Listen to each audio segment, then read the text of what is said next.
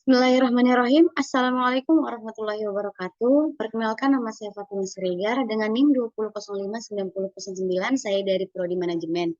Baiklah, di video kali ini saya akan menjelaskan metode penyusunan anggaran, di mana video ini bertujuan untuk memenuhi UTS penganggaran pada mata kuliah penganggaran yang diampu oleh Ibu Aimatulina.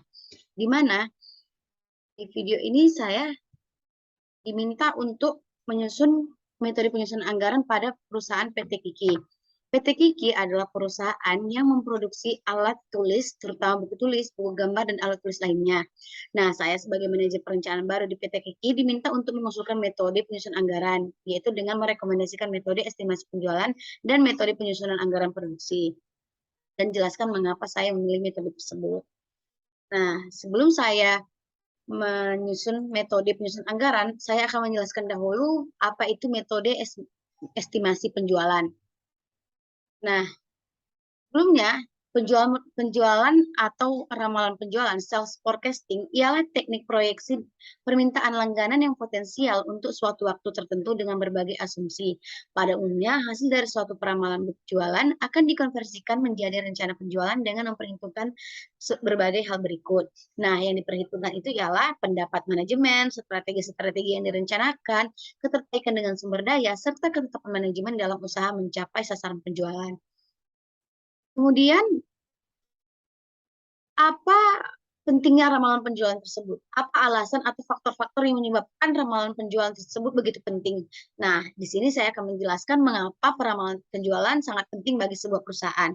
Dengan adanya peramalan penjualan produk di suatu perusahaan, maka manajemen perusahaan tersebut akan dapat melangkah ke depan dengan lebih pasti. Atas dasar peramalan penjualan yang disusun ini, manajemen perusahaan akan dapat memperoleh gambaran tentang keadaan masa depan perusahaan.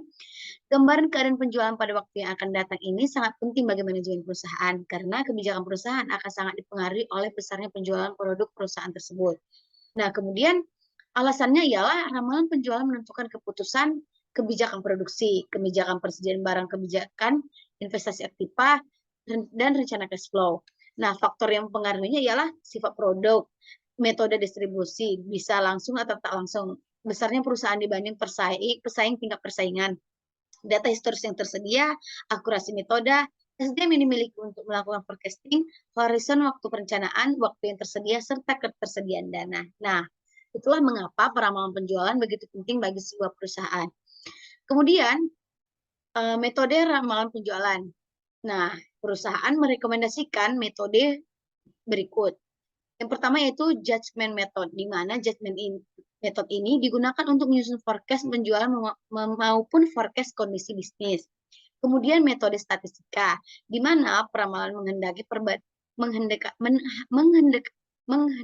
perpaduan antara analis ilmiah kuantitatif dengan menggunakan statistik sebagai alat primer dalam membuat peramalan.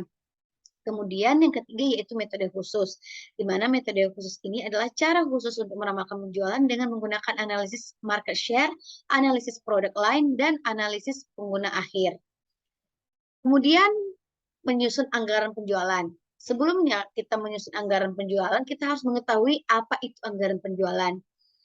Nah, anggaran penjualan adalah dasar dilakukannya aktivitas-aktivitas yang lain, dan pada umumnya anggaran penjualan disusun paling dahulu dibandingkan dengan anggaran-anggaran lainnya. Barang-barang jasa yang akan dijual, biaya-biaya yang perlu dikeluarkan agar barang atau jasa tersebut dapat dijual, berapa harga barang atau jasa tersebut akan mendatangkan keuntungan bagi perusahaan tapi terjangkau oleh pembeli. Nah, tujuan dari anggaran penjualan ini ialah mengurangi ketidakpastian di masa yang akan datang, memasukkan pertimbangan atau keputusan manajemen dalam proses perencanaan. Yang ketiga, memberikan informasi dalam profit planning control. Yang keempat, untuk mempermudah pengendalian penjualan. Lalu, fungsinya adalah secara umum, semua budget termasuk budget penjualan mempunyai 3 kegunaan pokok, yaitu sebagai pedoman kerja, alat pengkoordinasian kerja, dan alat pengawasan kerja. Nah, secara khusus, berguna sebagai dasar penyusunan semua anggaran yang ada dalam perusahaan. Kemudian sebelum menyusun anggaran penjualan, harus ada langkah-langkah yang harus kita lakukan dalam penyusunan anggaran penjualan. Nah, langkah-langkah tersebut ialah yang pertama yaitu menentukan dasar anggaran, yang kedua menyusun rencana penjualan, yang ketiga membuat forecast penjualan sesuai dengan metode yang diinginkan, misalnya dengan menggunakan metode least square. Yang keempat, setelah forecast penjualan diperoleh untuk tahun yang diinginkan, maka dikalikan dengan harga perolehan, apa yang disebut dengan anggaran penjualan.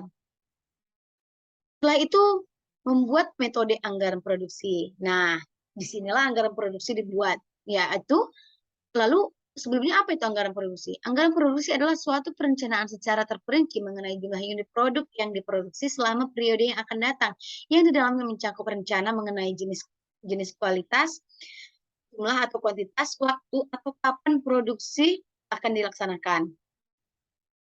Kemudian faktor-faktor yang mempengaruhi anggaran produksi adalah yang pertama yaitu rencana penjualan, kapasitas mesin dan peralatan, tenaga kerja yang dimiliki, stabilitas bahan baku, modal kerja yang dimiliki, dan fasilitas gudang.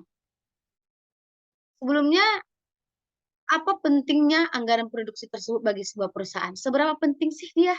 Nah, tentu sangat penting bagi perusahaan, di mana anggaran produksi ini berguna untuk menunjang penjualan perusahaan, menjaga tingkat persediaan barang, serta dengan mengendalikan kegiatan produksi. Jadi, secara umum, fungsi anggaran produksi ini adalah sebagai pedoman kerja, pengkoordinasian pekerjaan, dan juga pengawasan pekerjaan. Lalu fungsi anggaran produksi adalah terdapat dua fungsi anggaran produksi. Yang pertama secara umum dan yang kedua secara khusus. Nah, secara umum, fungsi anggaran produksi adalah sebagai pedoman kerja. Seperti yang sudah dijelaskan tadi bahwa memang anggaran produksi itu sebagai pedoman kerja di dalam sebuah perusahaan. Nah, yang kedua yang secara khusus yaitu untuk menunjang kegiatan penjualan sehingga produk dapat disediakan sesuai dengan waktu yang sudah direncanakan, menjaga tingkat persediaan yang memadai supaya persediaan tidak terlalu besar dan tidak terlalu kecil. Yang terakhir yaitu mengatur produksi agar biaya-biaya produksi dapat ditekan seminimal mungkin.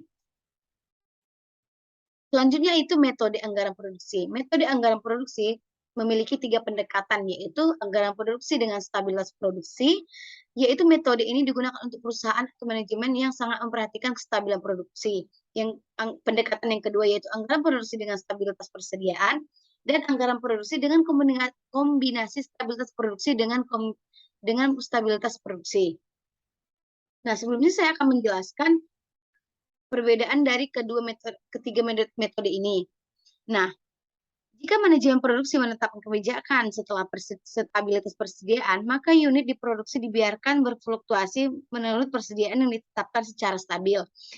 Teknik membuat persediaan stabil adalah dengan cara terlebih dahulu harus kita ketahui atau kita tentukan tingkat persediaan awal tahun dan tingkat persediaan akhir tahun.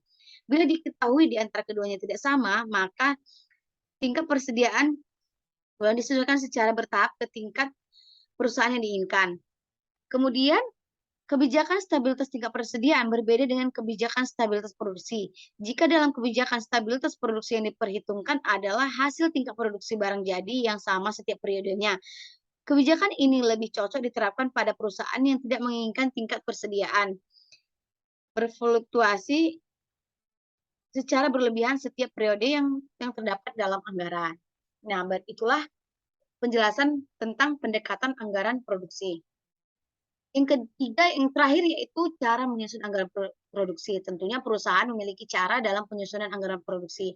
Nah, di sini ada penyusunan anggaran produksi secara sederhana, yaitu rencana penjualan dengan nominal tertentu ditambah dengan total persediaan akhir, di mana dari pengurangan tersebut memiliki hasil yaitu jumlah barang yang tersedia.